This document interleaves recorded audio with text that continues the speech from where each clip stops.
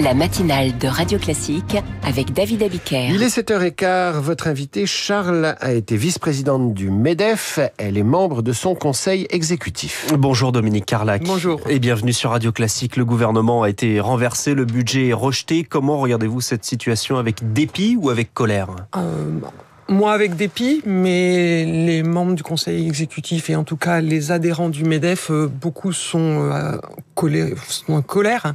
Pourquoi ? Parce que la censure, c'est déplorable pour l'économie. C'est déplorable pour l'économie parce que maintenant, la question, ça va être de savoir comment on sort de cette situation inextricable où ce sont les intérêts partisans qui ont pris le dessus et avec des conséquences politiques, certes, très lourdes, mais surtout des conséquences économiques extrêmement lourdes avec, de notre point de vue, un besoin impérieux de stabilité et de vision pour notre pays. Pourquoi ? Parce que aujourd'hui, si on veut qu'on rétablisse les finances publiques, si on veut qu'on redonne une trajectoire crédible pour les entreprises, ça n'est pas juste une volonté conservatrice ou libérale, c'est simplement eu égard à la situation économique de notre pays, la conjoncture économique de notre pays. Et je vais vous donner quelques exemples parce que j'ai été très étonné qu'on puisse douter de ce que les chefs d'entreprise disaient sur la situation économique, sur ce qu'ils vivent dans leurs entreprises. Sur la croissance, sur le marché de l'emploi, sur la trésorerie, ça va pas très bien. La croissance, on pense qu'elle va être autour de 0,5%. Les défaillances d'entreprises, on n'a pas connu un niveau de défaillance d'entreprise comme celle qu'on connaît en ce moment depuis la crise financière. Et c'est ancien, la crise financière. Aujourd'hui, ça touche les ETI. Ça touche les PME. Et qu'est-ce qu'on a enregistré ? On a enregistré 65 000 défaillances d'entreprises. C'est les mêmes niveaux records que quand il y a eu la crise financière. Ça, c'est un élément clé. Deuxième élément clé qui va faire comprendre ce qui se passe dans nos entreprises. Et nous sommes en responsabilité, que ce soit les salariés ou les chefs d'entreprise là-dessus. Il y a eu 53 000 destructions d'emplois au cours des 2 derniers trimestres. Suite à cette dissolution, on a eu 53 000 destructions d'emplois. Ça faisait longtemps qu'on détruisait plus d'emplois. Et c'est pour ça que, je vous disais en aparté, la question du pouvoir d'achat risque d'être reléguée à la question de l'emploi, tout simplement. Et puis, dernier élément, notre éditorialiste ce matin nous parlait d'un papier dans les Échos ce matin qui parle de la ruée vers l'ouest des investissements. C'est l'une des Échos ce matin. Tout à fait. On est à moins 10% d'investissement en France, là où les États-Unis, entre 2016 et 2024, ont doublé les investissements qui arrivent chez eux. En 2016, ils recevaient 14% des investissements européens. Aujourd'hui, c'est 28%. Alors, on va prendre les choses dans l'ordre. Déjà, la partie politique. Le prochain gouvernement va devoir présenter une loi spéciale pour éviter donc la paralysie du gouvernement.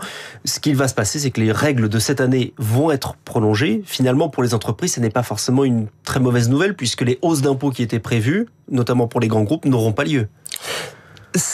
Pour les grands groupes n'auront pas lieu, mais en revanche, ce budget et la censure qui va avec, le budget ancien et la censure qui va avec, était finalement le fruit d'un compromis. C'est-à-dire, un peu comme en 4e République, chacun avait discuté et il y avait un compromis.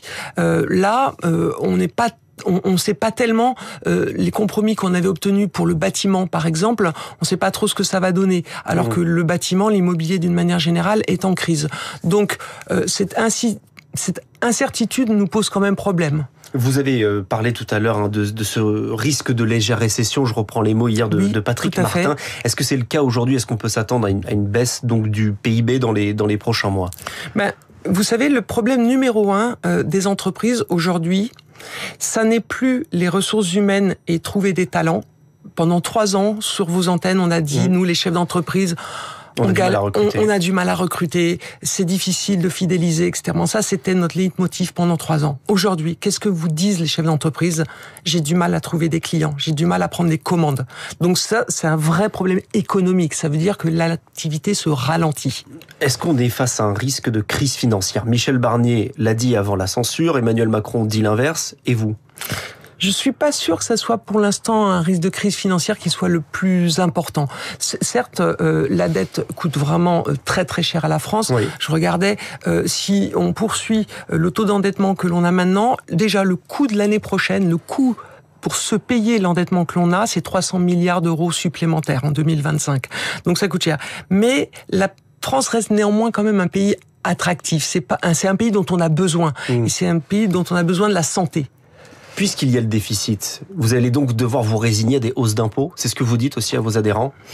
Non, on n'est pas résigné. Alors là, pour le coup, s'il y a quelque chose qu'on demande en responsabilité au gouvernement, c'est deux choses. Dans un pays où les prélèvements obligatoires sont les plus élevés au monde, il ne s'agit pas d'augmenter les impôts. Parce que je ne vois pas comment une entreprise qui cherche des clients, qui cherche des commandes, si elle a une augmentation d'impôts, je vois pas comment elle peut s'en sortir, si ce n'est de licencier massivement. Vous nous avez parlé tout à l'heure des 65 000 dépôts de bilan. Quels sont les secteurs aujourd'hui qui sont les plus en danger? Il y a l'automobile? Alors c'est contrasté.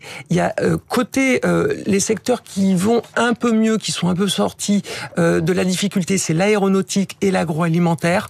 En revanche, on a vraiment une crise dans l'automobile qui n'arrive pas à vendre ses véhicules électriques. Et puis on a aussi une crise dans le bâtiment qui est sur toute la filière. Je dirais des promoteurs, en passant par les agences immobilières, en passant par la construction. Là, c'est vraiment une catastrophe. Et les entreprises étrangères, alors, puisque Patrick Martin nous dit que certaines d'entre elles, enfin la moitié d'entre elles, ont soit reporté, soit annulé des projets d'investissement. Est-ce que vous avez des exemples? Les exemples, c'est... moi, vous savez, je suis membre du conseil d'administration de la Chambre franco-allemande d'industrie et de commerce. Ces industries qui ont des belles implantations en France, elles réfléchissent. Elles réfléchissent en disant l'incertitude, c'est jamais très bon pour les affaires. Mais elles attendent quoi? Elles attendent un prochain gouvernement? Elles attendent la stabilité. Elles attendent une perspective. C'est vrai que pendant 7 ans, nous avons été habitués, presque 9 ans même, à une politique de l'offre favorable aux investissements. Et c'est vrai que les investissements industriels ont grimpé.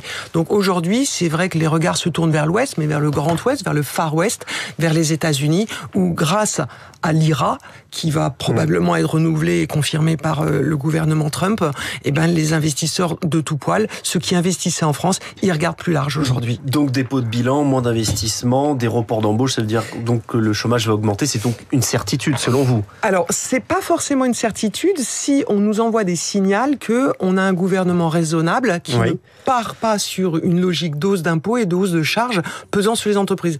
Faut juste se dire une chose, c'est que politiquement, ceux qui ont beaucoup contribué à la création de richesses aujourd'hui, c'est-à-dire les Français, les dirigeants d'entreprises, les salariés, ne sont pas forcément à l'aise avec le discours populiste de ceux qui contribuent moins à cette création de richesses en France. Et en ce moment, dans les entreprises, il y a les négociations annuelles obligatoires.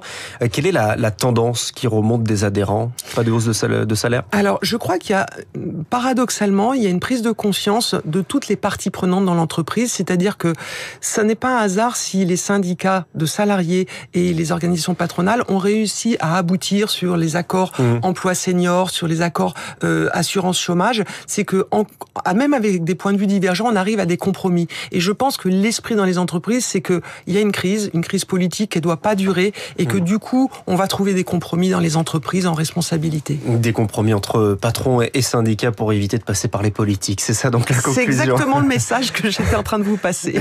Merci Dominique Carlac, membre du conseil exécutif du MEDEF. Merci à vous d'être venu ce matin dans Les Voix de l'économie. Merci à tous les deux. Charles, à demain 6h pour le tour de l'actualité économique. À suivre les coulisses de la politique. Quel est l'avenir de Gabriel Attal?